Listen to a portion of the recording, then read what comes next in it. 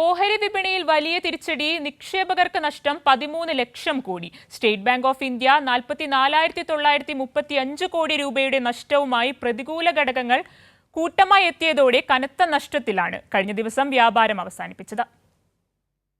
ഇന്ത്യയിലെ ഏറ്റവും വലിയ ദേശസാൽകൃത ബാങ്കിന് 5 ദിവസത്തിൽ 44,935 കോടി രൂപയുടെ നഷ്ടവുമായി പ്രതികൂല ഘടകങ്ങൾ കൂട്ടമായി എത്തിയതോടെ ഇന്ത്യൻ വിപണിക്ക് കനത്ത പ്രഹരമേറ്റാണ് കഴിഞ്ഞ ദിവസം വ്യാപാരം അവസാനിപ്പിച്ചത്.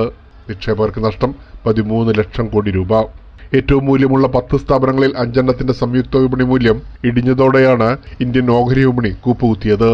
ഇന്ത്യയിലെ ഏറ്റവും വലിയ ദേശസാൽകൃത ബാങ്കായ SBIക്ക് പോലും ആഭ്യന്തര വിപണികളിലെ ദുർബലമായ പ്രവണതയിൽ കൈപൊള്ളിയിരിക്കുകയാണ്.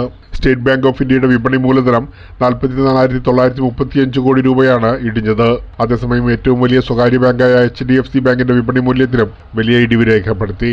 കഴിഞ്ഞ ആഴ്ച BSE ബെഞ്ച്മാർക്ക് 1844 പോയിന്റിൽ 2.32% ഇടിഞ്ഞു. നിഫ്റ്റി 2.38% ഇടിഞ്ഞത്.